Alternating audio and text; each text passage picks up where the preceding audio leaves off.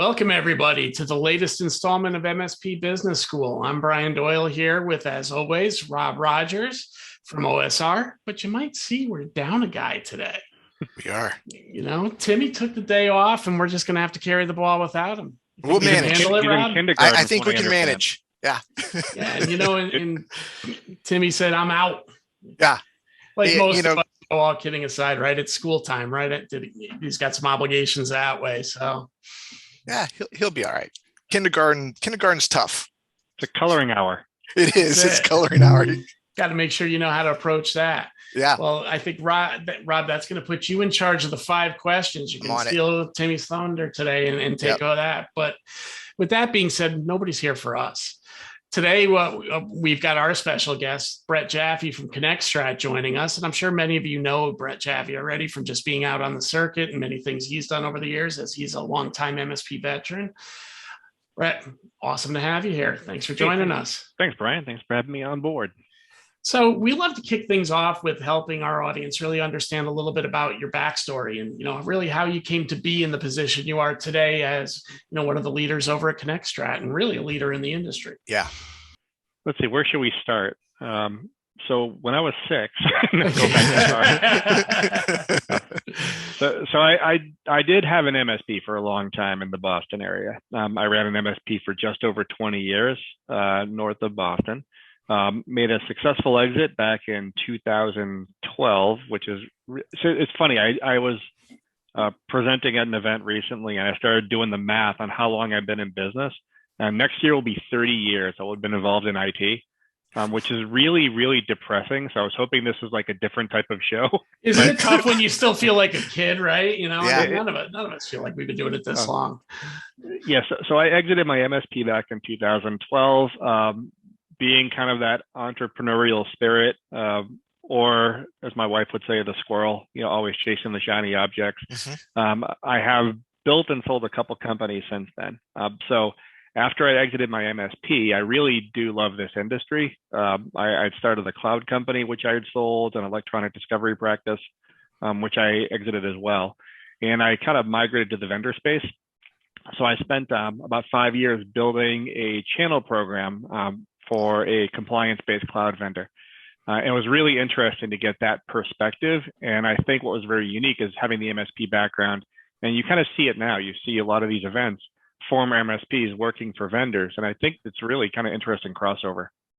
After about 5 years, I realized what a terrible employee I am at the corporate level. Decided to get back in and go back to my roots. And I wanted to get back into coaching. And what you kind of find from an entrepreneurial level, it's not always about the money of the business. Sometimes it's the excitement of building a business and what comes along with that. So it's seeing this, they call some people startup addicts. To me, it's really business kind of development addicts. I get a lot of vicarious joy in watching companies grow, especially when they heed good advice and they follow the same framework. So I got back into coaching at that point, and decided that kind of my love in the industry is helping to build companies, even if they're not my own. And that's what I've been doing since then. That's awesome. And I think you've hit on it a lot about the, kind of the startup addiction, right? What I've really come to find out too in that concept is your bad employee comment is spot on. A lot of us are really good at getting things started and getting them to a certain point, but then soon as it turns into that operational day-to-day, it's time to fly, baby. Yeah, it's when you start having meetings about having meetings. Yes, that's the beginning of the end right there. So, go ahead, Brian. No, please, Rob. I know, I know Brett, and Brett, a couple things you didn't mention there in your background, your Army background for one, and your triathlon background, man. You're that guy that we'll hate. We'll call it a background. I did spend I spent 22 years in the Army, in mostly reserve, but I started off running a platoon of combat medics, and eventually worked up to executive officer of a medical unit. Mm-hmm. That was kind of a carryover from college. I went to college on an ROTC scholarship, and when I realized at the time I was kind of aiming for medical school, took some time off and got into the IT space and just decided a different path. But I had initial commitment, realized I kind of loved being in the military as well. So I stayed in for a long time. The triathlon was out of necessity. In this business, you tend to be pretty sedentary. Like we're all sitting down right now. And given the option, I'd probably have a whole bag of Cheez-Its in front of me. But you get really sedentary in the IT space. And also going back to that type A personality, it's kind of like either A, I could start running, or B, hey, instead of that, let's just sign up for an Ironman because I'm not smart. Right. Well, yeah. And why start small? And to be fair, a lot of that was motivated by Arnie Bellini at the time, had recently completed his first Ironman, and I had been talking to him at an event. And he had a friend that kind of inspired him that wrote a book called 1 Hour Ironman. And it was how to train for an Ironman on a business schedule. What he didn't tell you is some of those days were 1 hour days multiplied by 12. So fairly deceiving. But yeah, I went from honestly barely being able to run a mile to doing an Ironman in a year. And then realized awesome. People asked me what my best event was. I'm like, it's not swimming, biking, or running. It's surviving and getting through it, right? Right. And hey, it was an awesome experience, and I've done a few shorter ones since then, and I intend to sign up and do another one. Tell us a little bit about ConnectStrat and what you're doing there. Obviously it centers around coaching, but kind of give us a little bit of a backstory of how you approach the MSP community today. So it's actually kind of an interesting story. Years ago, I had sat for quite a long time on the ConnectWise advisory board, and I became friends with Jameson West, who has some similar stories in terms of what he did with his MSP and getting into the vendor space. And so Jameson and I have been friends for years, and just about, 2-3 years ago now, it was over a summer, and we had contemplated joining forces because we were both doing similar coaching. We were with EOS at the time. He had moved out to Las Vegas. I'm in the New England area.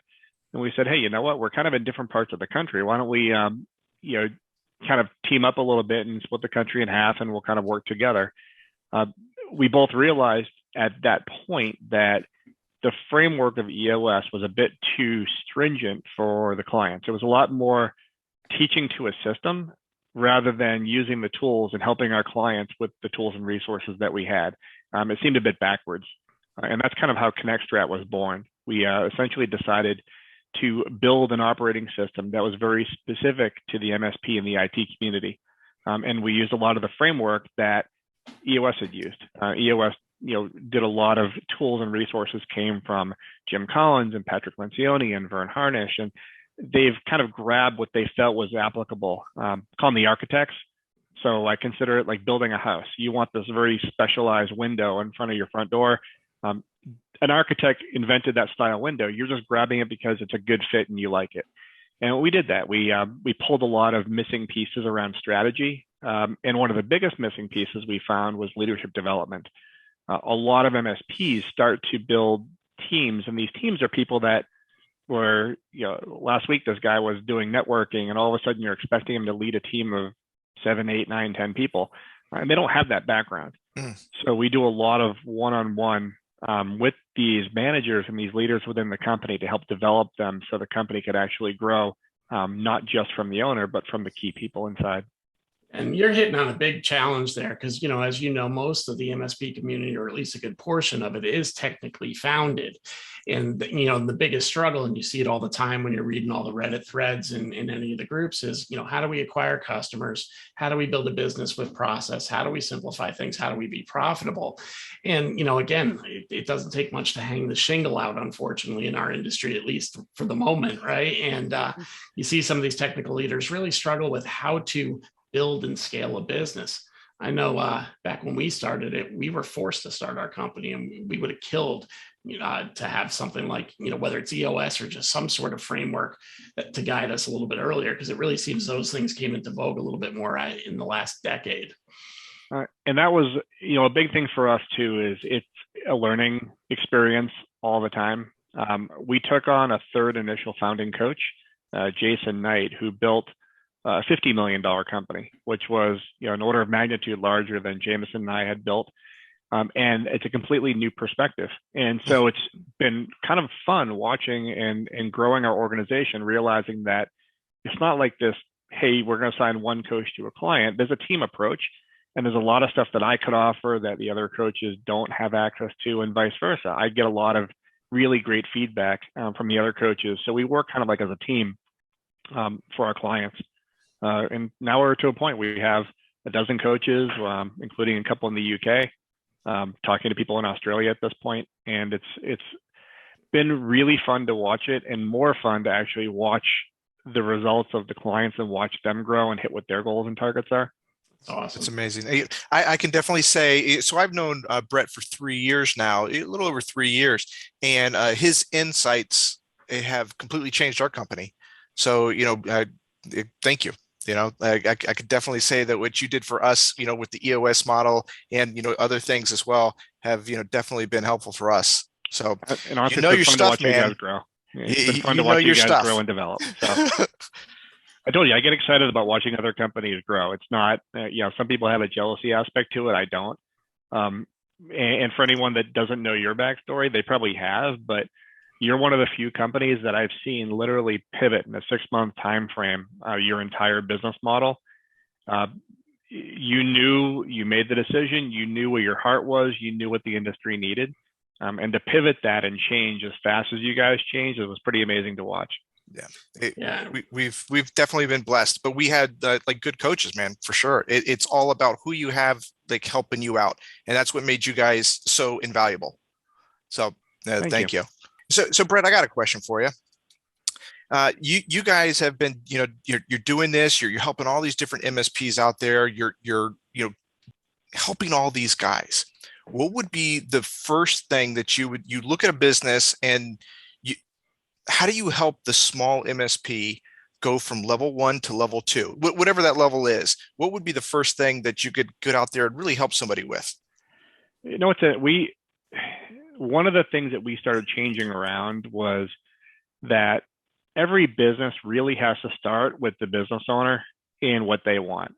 And what's kind of crazy about this industry is everyone's driven toward, I want to build my business to sell it. I'm going to help you build your business. You could sell it, sell.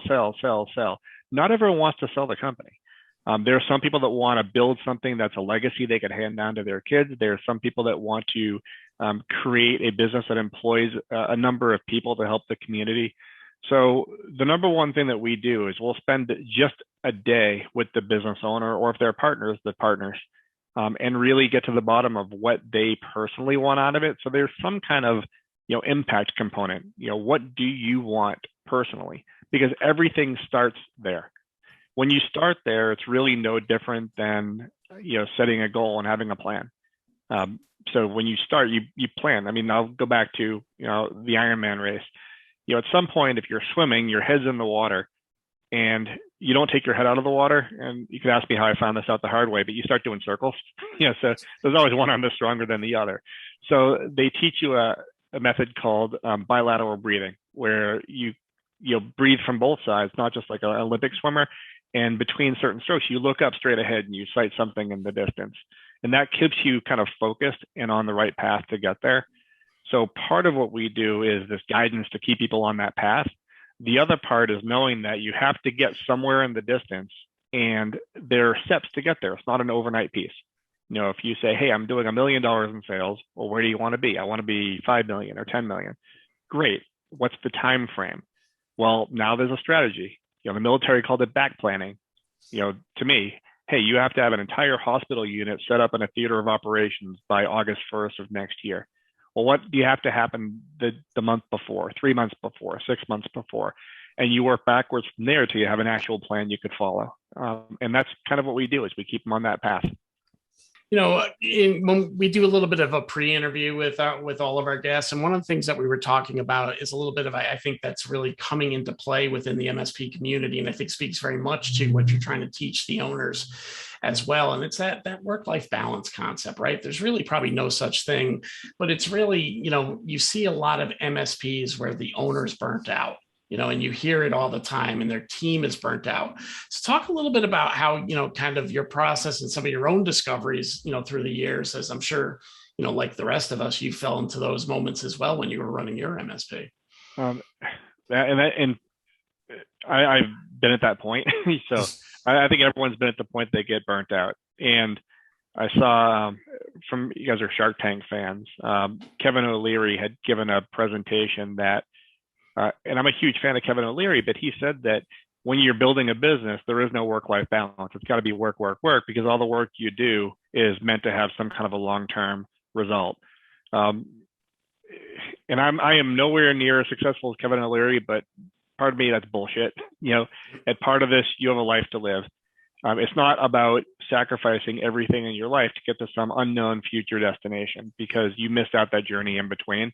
And I can't imagine missing out on a lot of firsts. My kids' school play, or I think in 18 years, I've missed maybe 2 or 3 soccer games out of 1,000. I mean, you have to look and build your company intentionally around your life. And that's part of that owner's impact. There is a huge strategy component. There's having the right people on board, but you start with, what do you want out of it? Yes, there's hard work involved. There's no doubting that. But if you say that, hey, I need to be able to be home at 2:30 to walk my kid home from school every single day, that's how you design your business. And if you need additional people, if you need to build the business differently, that's exactly what you do. And you have to do it with intent. So I'm a firm believer that, and by the way, there is no such thing as work-life balance. I think sometimes it'll be more work, sometimes it's more life, but you are the master of your destiny with that. And you have to act with an absolute purpose of how you want your life to go, what you want out of it, and build your business around it. You know, not vice versa. Yeah. And I agree wholeheartedly with that, because, you know, I certainly on a personal level struggled with that very early on. And it's only in the last 5 or 6 years where I've really been able to self-correct and make those changes. But I see it happen often. You know, both of us or all of us talk to MSPs all the time, and you just see where the cracks are coming in for some of these owners. And, you know, I think a lot of them just need that guidance that, you know, a coach can bring to the table and really help them kind of reset. 'Cause it's sometimes tough, you know, as you know, you live in the glass house. It's tough to look out and see anything, you know, on the other side. And there's no right answer, right? Everyone has a different capacity. I'll talk to some people and they want to work 20 hours a week. I have some people that are happy working 60. They love what they do. Capacity is a relative phrasing when you talk to a business owner. But your balance is what you define it. If that's how you want your life to be structured, that really should be it. You know, at some point, we're all ending up in the same place. Yep. You know, so having all the money in the world, but never having enjoyed that journey, how to get there, to me, is no way to live. Yeah, it's the journey for sure. It's got, if you can't do the journey and you're looking for an end goal, you're setting yourself up for failure, right? You've got to have fun on the journey, is my opinion. So as many of our episodes go, time is really flying by, but I think we're heading into the speed round, Rob. Oh, okay. All right. Brett, you're going down, before, man. So you're going down. You're going to fail this one. Bring it.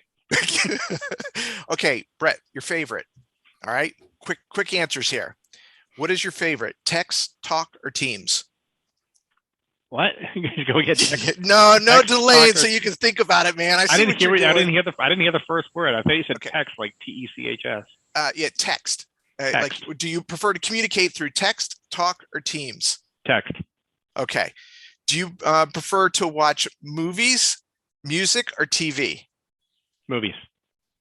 Really? What kind of movies are you into? Yeah, this is a speed round. You're blowing it. You blew the first one, man. I can't help himself with the follow-up. All right. What age do you want to retire? Can I say yesterday? Yeah.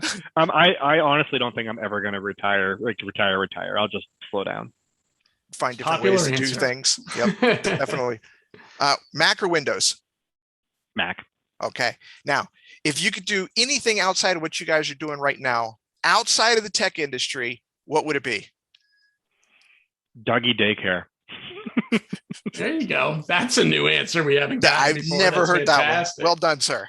Well done. So what you really need to know here, Brett, is speed round has never ended in less than almost 4 minutes. So this is fantastic, really. So you win this one. The purpose of speed round is to have the speed, right? You would think so. We haven't perfected that yet here. But with that said, to kind of wrap things up a little bit, Brett, anything in particular you want to share with your team? I think we you were talking about a few events you were going to be hitting, a few things that you're up to there. Tell us a little bit about kind of what's going on with ConnectStrat and where you're going to be here in the fall show season.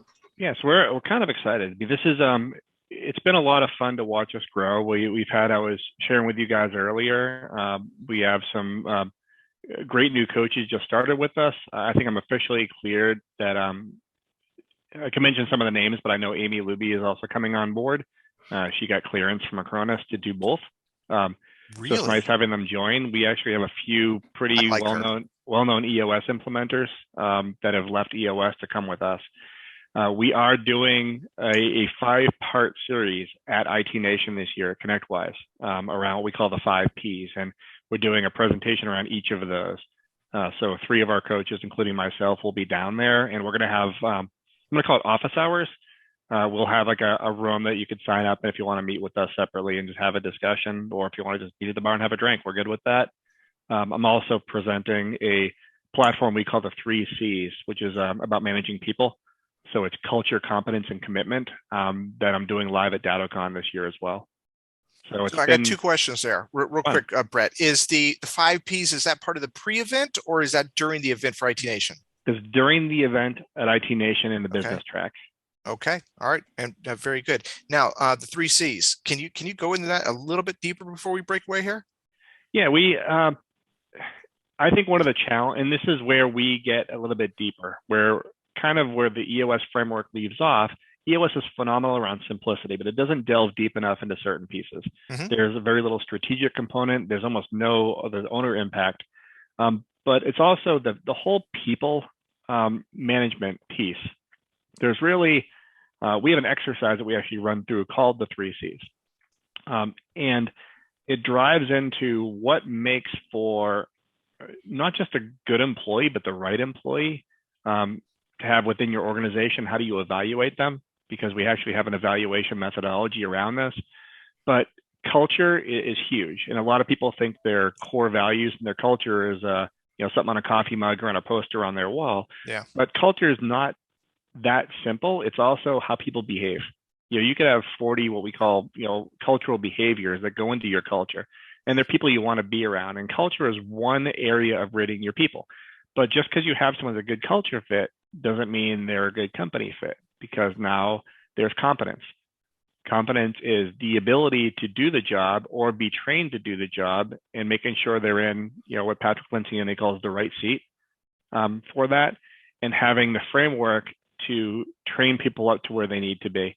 The last part is commitment, and how committed someone is to a company versus themselves.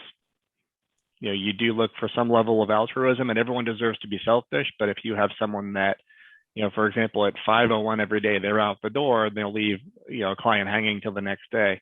How committed are they to the company? Some people call it drinking the Kool-Aid, and I don't necessarily think that's a bad thing, but you need people on board that buy into your vision, that love what they do, that like the people they work with. And we found that when you get people and evaluate them based on these 3 components, so to speak, you could really find much better and much deeper the people that are a good fit for the organization, and people that you should invest your time and energy into. Brett, do you fire on these 3 Cs? I hate using the word fire. Okay. Do you we used to tell people reassign roles based on these 3 Cs? We don't tell them they don't get to work. We just tell them they don't get to work here. Okay. All right. Fair enough. But I think what you really find is, if you manage your people effectively, very rarely will you have to fire anybody. Generally, they will weed themselves out and they will leave to go somewhere else. Sometimes, sadly enough, you do have to fire, and you do buy into the hire slow, fire fast mentality, 100%. But a lot of people let people fail. I think there's a lot of unnecessary firing. That's a failure from management. Yeah, and that's why we really try to focus on that. I think a lot of people can be trained up. And the people that aren't a fit, we absolutely want to make sure that we help them find a different job that's a fit for them somewhere else. So I think that's a wrap. From my seat, I just want to thank you, Brett, for joining us. And with that, Rob, you can probably take us home. Sure. Brett, I really appreciate you joining us here today. For anybody that is looking to get in touch with Brett, we will be including his LinkedIn profile with the podcast, and you can see him at DattoCon this year, correct? In Seattle? DattoCon in Seattle, and IT Nation in Orlando. And I'll be also, but I won't be speaking yet, but I'll be at Connect IT as well in Vegas. Okay. Fair enough. All right. And this episode will be on mspbusinessschool.com and anywhere you get your podcast. Brett, before we break away, is there any closing thoughts on your side? No, I'm going to wrap up just with a funny story about the helping someone find another job. We did have to let a head tech go back when I had my MSP, and he left, and it wasn't on, at least on his idea, it wasn't on the best terms. He had come back a couple of years later and thanked us for letting him go because he actually found his mission in life. He was very much a motorhead, loved vehicles and repairs, and ended up getting a job working for a defense contractor and working on Predator drones. Wow. Which is awesome for him, but now I kind of look over my house every day and make sure. Retribution, right? Okay. All right. Well, fellas, I really appreciate the time today. And this was a very smooth episode without, Tim McNeil here. So you really want to thank, man. I can't wait till he hears him off the island, right? That's right. I expect refrigerator-worthy drawings. That's right. All right, fellas. It was great chatting with you. Until next time, all the best. Take care. Thanks again, Thanks, Brett. guys.